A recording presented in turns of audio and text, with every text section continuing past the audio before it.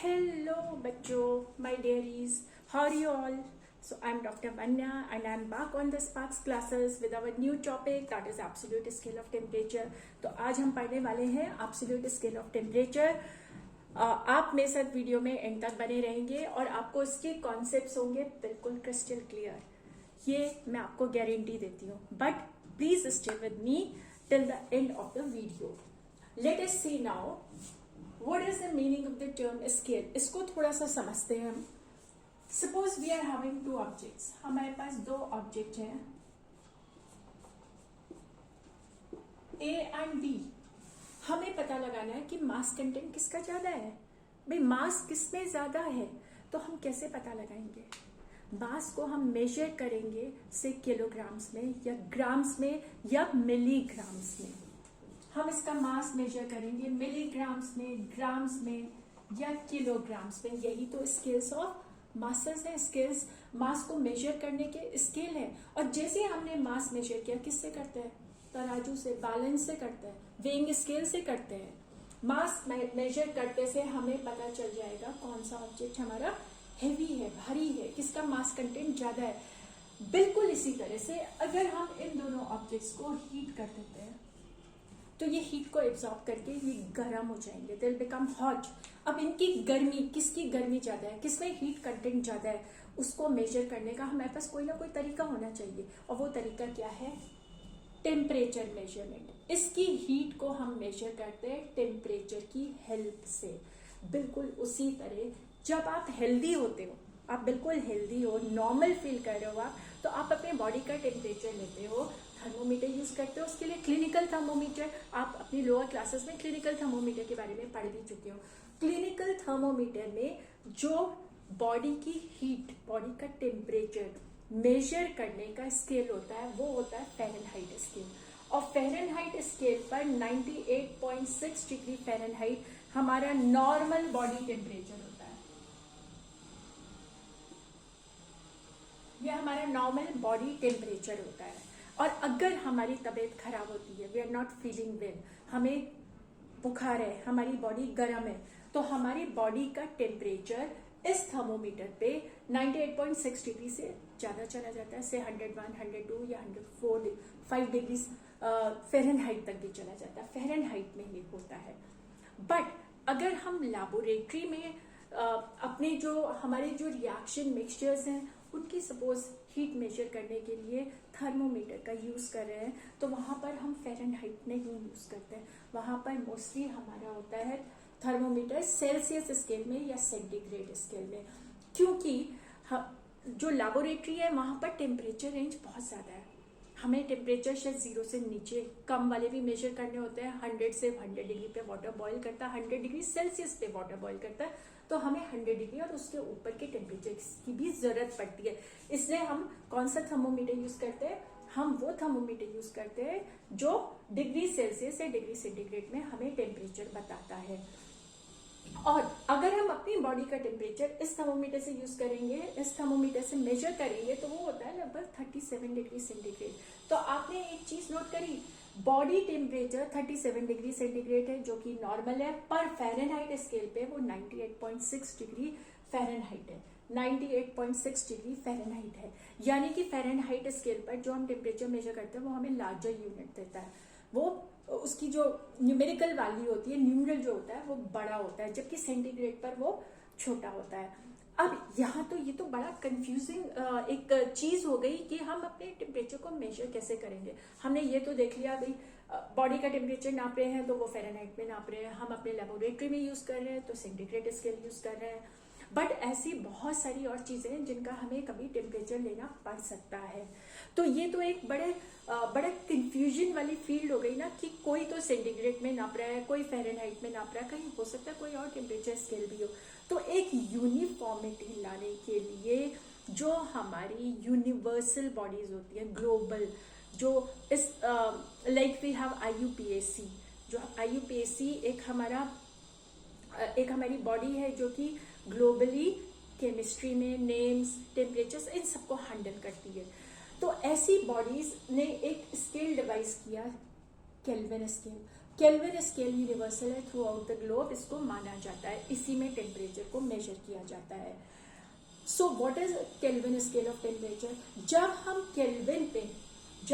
Kelvin में temperature को major करते हैं, उस स्केल ऑफ टेम्परेचर को हम बोलते हैं absolute scale of temperature. So absolute scale of temperature is nothing but kelvin scale of temperature. Centigrade scale of temperature या फ़ारेनहाइट स्केल ऑफ टेम्परेचर को एब्सोल्यूट स्केल नहीं बोलते, केल्विन को बोलते हैं. और खास बात यह है कि ये ग्लोबली रिकमेंडेड है, सब जगह यही यूज होता है. साइंस में हर जगह आप केल्विन स्केल ऑफ टेम्परेचर को यूज करोगे. तो let us go a little bit deeper into it. Kelvin scale of temperature जो है वो शुरू होता है 0 केल्विन से, और 0 केल्विन के बारे में कहा जाता है this 0 kelvin is the lowest possible temperature achievable. 0 kelvin, इसमें डिग्री नहीं लगाते हैं, is the lowest possible temperature, is the lowest possible temperature. ये सबसे कम टेम्परेचर है, तापमान है जो कि पाया जा सकता है.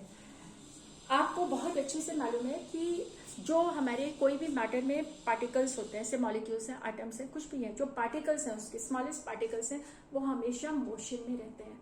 और मोशन का मतलब है कि उनके पास एनर्जी है, और ये एनर्जी मोस्टली काइनेटिक एनर्जी के फॉर्म में होती है जो कि डिपेंड करती है टेम्परेचर पर. टेम्परेचर बढ़ाओगे काइनेटिक एनर्जी बढ़ेगी, मॉलिक्यूलर मोशन बढ़ेगा.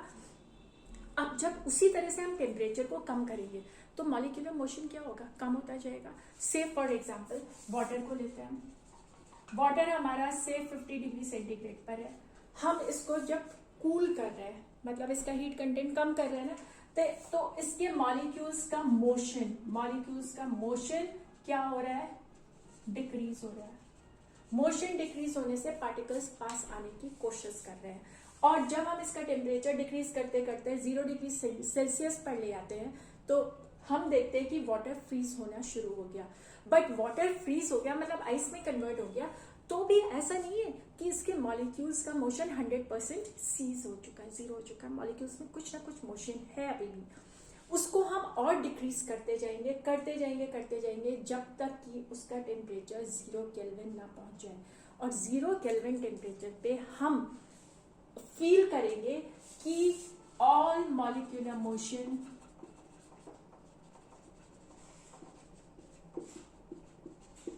सीजेस. तो किसी भी गैस के कॉन्टेक्स्ट में ज्यादा यूज होता है, किसी भी गैस का मॉलिक्यूलर मोशन स्टॉप हो जाता है 0 केल्विन तक पहुंचते 0 केल्विन टेम्परेचर तक पहुंचते हर गैस का मॉलिक्यूलर मोशन सीज हो जाता है. इससे हमें यह समझ आता है कि 0 केल्विन तक पहुंचते हर एक गैस को लिक्विफाई हो जाना चाहिए. सो 0 kelvin is that temperature at which all gases must liquefy.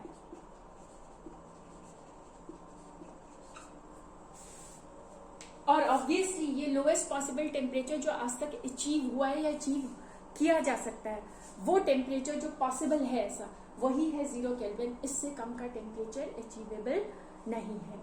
So absolute scale of temperature is nothing but Celsius but kelvin scale of temperature. And on Kelvin scale of temperature 0 degree Celsius is equal to 273.15 Kelvin. ये हमारा freezing point है, ये बराबर है. और Fahrenheit पे major करते हैं तो वो 32 डिग्री फ़ारेनहाइट होता है. मतलब समझ में आ रहा है ना कि अगर वाटर फ्रीज कर रहा है सेल्सियस स्केल पे वो 0 डिग्री सेंटीग्रेड पर फ्रीज कर रहा है, फ़ारेनहाइट स्केल पे वो 32 डिग्री फ़ारेनहाइट पर फ्रीज कर रहा है, जबकि केल्विन स्केल पर वो 273.15 केल्विन पर फ्रीज कर रहा है. तो आप नोट कर पा रहे होगे क्या डिफरेंस है सब में. इन तीनों में डिफरेंस क्या है. नॉर्मल रूम टेम्परेचर को हम 25 डिग्री सेंटीग्रेड मानते हैं या 25 डिग्री सेल्सियस मानते हैं, और अगर इस 25 डिग्री सेल्सियस को हम फ़ारेनहाइट स्केल पर मेजर करें तो वो 77 डिग्री फ़ारेनहाइट होता है, जबकि अगर हम केल्विन स्केल पर देखें तो वो 298 केल्विन होता है. बिल्कुल इसी तरह से हमारा जो नॉर्मल बॉडी टेम्परेचर है वो हमारे क्लिनिकल थर्मोमीटर पे जो कि फ़ारेनहाइट स्केल पर बेस्ड है उस पर 98.6 डिग्री फ़ारेनहाइट होता है, और सेल्सियस पर 37 डिग्री सेंटीग्रेड या सेल्सियस होता है, जबकि वही केल्विन स्केल पर 310 केल्विन होता है। तो हमने साफ साफ यहाँ पर देखकर पता लगाया कि केल्विन स्केल में और सेंटीग्रेड स्केल में 273.15 का डिफरेंस है। 273.15 का डिफरेंस है। तो यही डिफरेंस हम यूज करेंगे अपने कन्वर्जन्स के लिए। कन्वर्जन से क्या मतलब है भाई, केल्विन को डिग्री सेंटीग्रेड में चेंज करना या फ़ारेनहाइट में चेंज करना और वाइसी वर्सा। आगे बढ़ने से, कन्वर्जन करने से पहले हम एक चीज और देख लेंगे, एब्सोल्यूट जीरो क्या है। एब्सोल्यूट जीरो ये 0 केल्विन होता है। Absolute zero is 0 kelvin and 0 kelvin is the lowest और minimum possible temperature at which all gases liquefy. ये एब्सोल्यूट जीरो होता है। तो 0 केल्विन को हम एब्सोल्यूट जीरो बोलते हैं और केल्विन स्केल ऑफ टेम्परेचर को हम एब्सोल्यूट स्केल ऑफ टेम्परेचर बोलते हैं। अब जरा हम देखते हैं इनमें रिलेशन क्या है, इन कन्वर्जन्स को हम कैसे कर पाते हैं। हमारे पास एक रिलेशन है F equals to 9/5 into degree centigrade plus 32। ये हमारा रिलेशन सेंटीग्रेड और फ़ारेनहाइट के बीच में है। इससे आप सेंटीग्रेड को फ़ारेनहाइट में और फ़ारेनहाइट को सेंटीग्रेड में बदल सकते हो, चेंज कर सकते हो। बिल्कुल उसी तरह जैसे किलोग्राम को ग्राम में या ग्राम को किलोग्राम में चेंज करने के लिए आप ये रिलेशन यूज करते हो 1 kg इक्वल्स टू 1000 ग्राम। बिल्कुल उसी तरह से डिग्री फ़ारेनहाइट को डिग्री सेंटीग्रेड में कन्वर्ट करने के लिए हमारे पास ये वाला रिलेशन होता है। अब आप देख सकते हो, अगर हमारा 0 डिग्री सेंटीग्रेड है, सपोज हमारा क्वेश्चन है convert 0 degree centigrade two degree Fahrenheit, तो हम क्या करेंगे, डिग्री फ़ारेनहाइट निकालना है हमें। 9/5 डिग्री सेंटीग्रेड में टेम्परेचर 0 है plus 32, therefore degree Fahrenheit equals to 32। मतलब 0 degree centigrade is 32 degree Fahrenheit. दूसरी बात यह है कि आप अगर केल्विन और डिग्री सेल्सियस स्केल पर आप फोकस करोगे तो आप देखोगे 0 डिग्री सेल्सियस इज 273.15 केल्विन। मतलब 0 डिग्री सेल्सियस और 0 केल्विन के बीच में 273.15 का डिफरेंस है।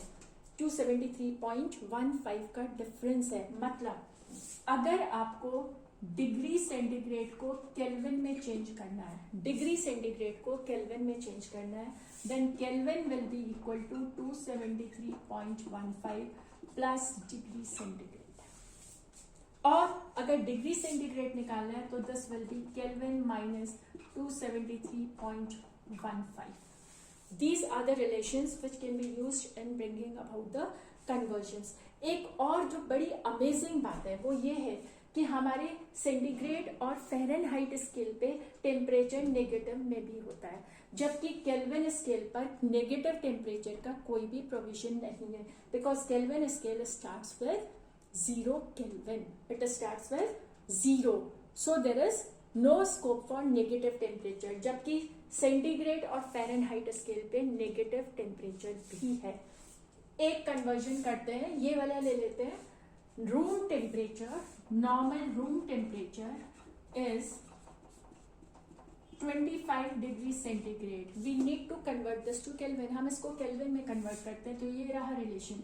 Kelvin equals to 273.15 plus degree centigrade is 25।